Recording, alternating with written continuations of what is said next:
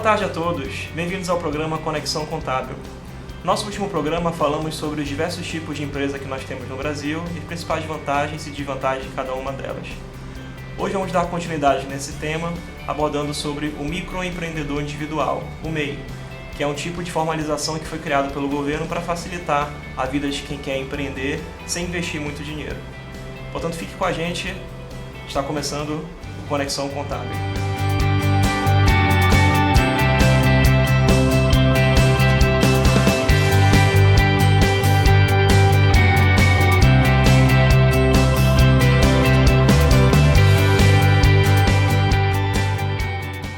Bem-vindos ao Conexão Contábil. Eu sou André Charoni, contador, professor universitário com mais de 10 anos de experiência, e hoje vamos falar sobre o microempreendedor individual, o MEI, que está fazendo 10 anos agora em 2019. Bom, o MEI é uma importante alternativa para quem deseja empreender por conta própria, sem sócios, e não quer investir muito nesse empreendimento. Criado a partir da Lei Complementar 128 de 2008, entrando em vigor a partir de 2009, o MEI surgiu como uma alternativa para aquele microempreendedor que quer iniciar seu próprio negócio e não tem muitas condições de investir em uma sociedade limitada ou uma empresa individual ou ainda no Meirelli. Ao contrário do que a maioria das pessoas acreditam, no entanto, o MEI não é uma pessoa jurídica. Ele, apesar de ser um empreendedor, de ser equiparado legalmente a uma pessoa jurídica, na verdade, legalmente falando, ele continua sendo uma pessoa física que tem CNPJ, que pode exercer atividade econômica, pode inclusive abrir uma conta no banco empresarial, mas ele continua sendo uma pessoa física. Então isso na prática significa, dentre outras coisas, que o seu patrimônio pessoal, para fins legais, continua sendo o mesmo do seu patrimônio de pessoa jurídica. A legislação atual, ela dispensa o MEI, o microempreendedor individual, de ter uma contabilidade completa. No entanto, o MEI, apesar de, como nós comentamos, legalmente ser uma pessoa física ainda, ele é equiparado à pessoa jurídica e ele exerce atividade econômica. Então é fundamental que ele tenha controle sobre o seu patrimônio, que ele saiba, por exemplo, se ele está tendo lucro ou prejuízo, se ele possui liquidez, se ele está muito endividado, e essas informações só são possíveis obter através da contabilidade. Então, embora dispensado pela legislação fiscal, é extremamente salutar e recomendado que o MEI tenha um contador de sua confiança para lhe assessorar nesse sentido. Bom, uma das principais vantagens do MEI em relação às demais empresas é em relação à própria criação da empresa. Como nós comentamos no nosso último programa, de acordo com dados do Banco Mundial, leva-se cerca de 80 dias no Brasil para se constituir um novo negócio, que é muito mais do que a média dos outros países da América Latina. No entanto, no caso do MEI, você consegue abrir em questões de horas, às vezes até minutos, o seu CNPJ e começar a exercer a sua atividade empresarial. Então, todo esse processo é feito diretamente no portal do empreendedor. Através desse site, você consegue tirar o seu CNPJ, tirar suas inscrições e já começar a exercer atividade empresarial. Bom, então você vai acessar o site do Portal do Empreendedor, cujo endereço é www.portaldoempreendedor.gov.br. Então você vai clicar em Formalize-se, na tela inicial que vai aparecer.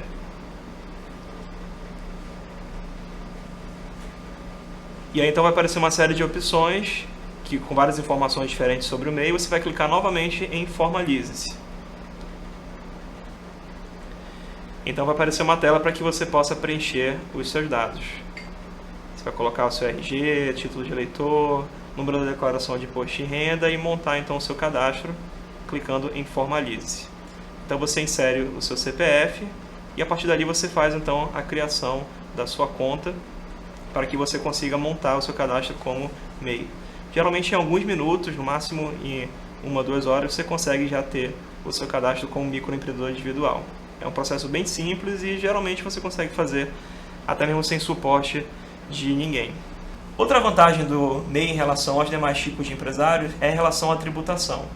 Enquanto as demais empresas, os outros empresários costumam pagar a sua tributação com base no faturamento ou no lucro, o MEI paga uma taxa fixa, única por mês, em relação ao negócio que ele está empreendendo.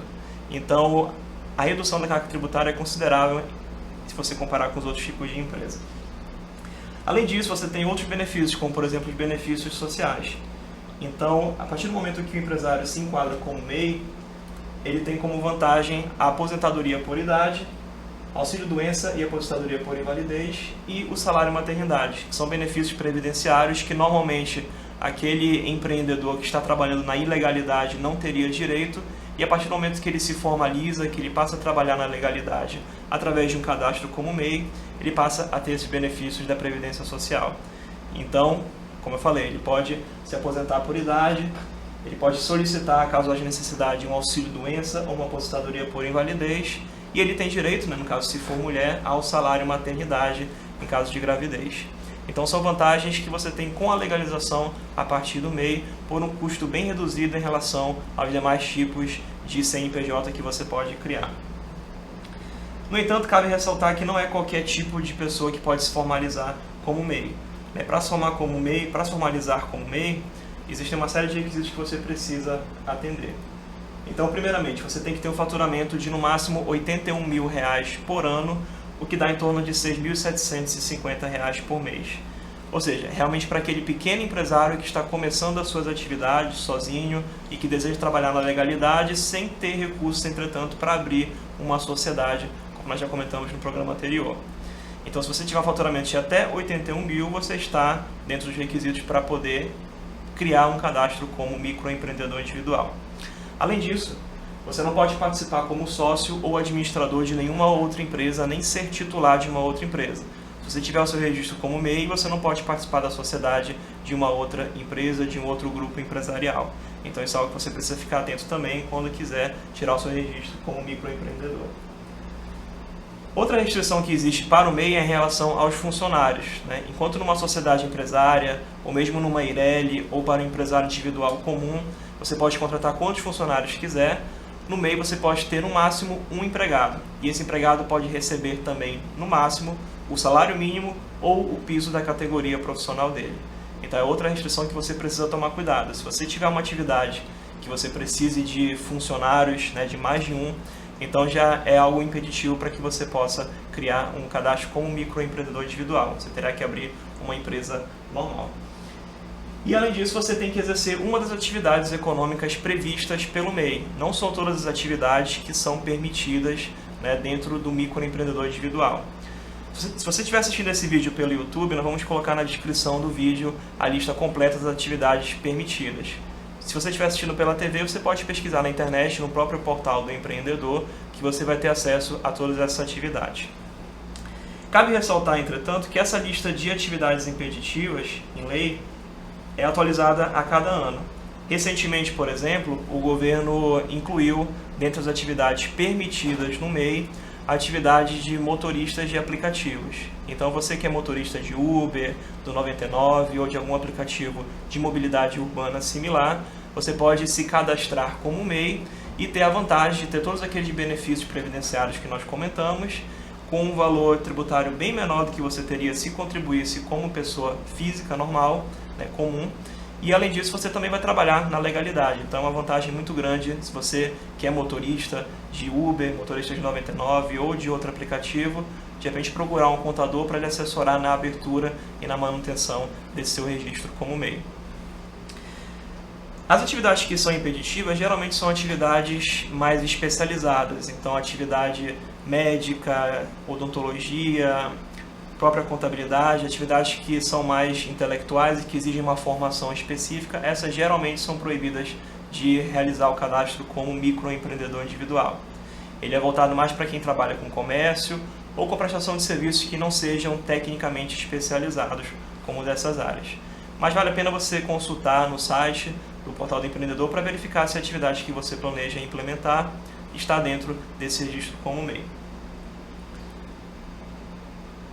Devido a essas limitações, tanto em relação ao faturamento, que não pode ultrapassar 80 mil por ano, em relação ao empregado, que você só pode ter um recebendo o salário mínimo ou o piso da categoria, ou mesmo em relação à questão da atividade, muitas pessoas acabam optando por abrir uma empresa normal, uma sociedade ou um registro como empresário individual.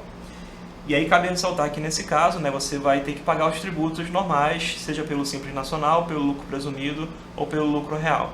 Então, se você não estiver no MEI, ou ainda se você criar um MEI e depois seu faturamento ultrapassar o limite de 81 mil, ou você precisar contratar um segundo funcionário e acabar sendo excluído do MEI, aí nesse caso você vai ter que abrir pode usar mesmo CNPJ, mas você vai ter uma empresa comum, então você vai ter que escolher o regime de tributação, que pode ser pelo Simples Nacional, lucro presumido ou lucro real. Nossos próximos programas nós vamos falar sobre cada um desses regimes e destacar a vantagem de cada um deles, para que você, junto com o seu contador, possa escolher aquele que seja melhor para a sua organização, para o seu negócio.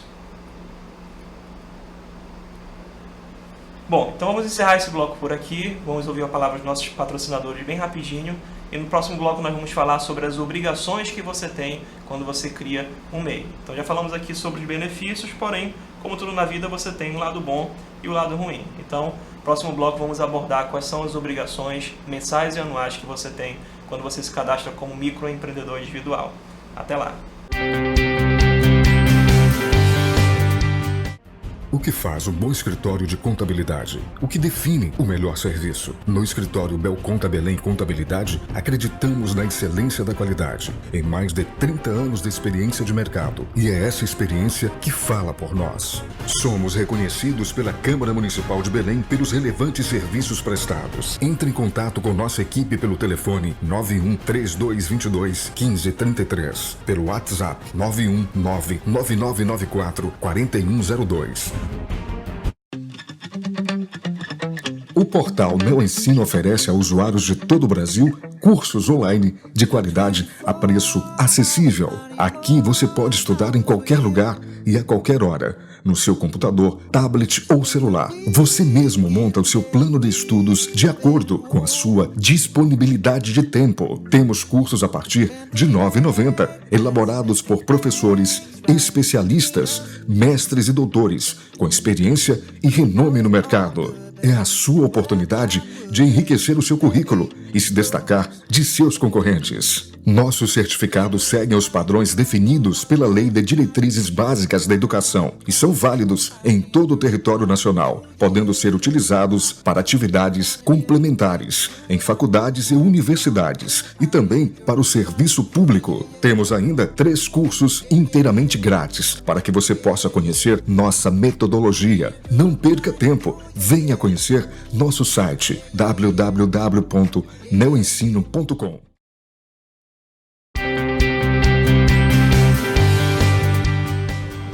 Bem-vindos novamente ao programa Conexão Contábil. No nosso último bloco nós falamos sobre as vantagens que você tem ao criar um registro, um cadastro como microempreendedor individual. Agora nós vamos falar sobre as obrigações que vêm com esse cadastro.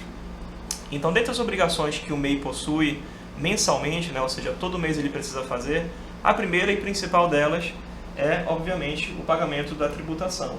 Então, como nós falamos, o MEI paga uma taxa fixa por mês, uma taxa bem reduzida, porém ele precisa todo mês pagar esse DAS, que é o documento de arrecadação do MEI.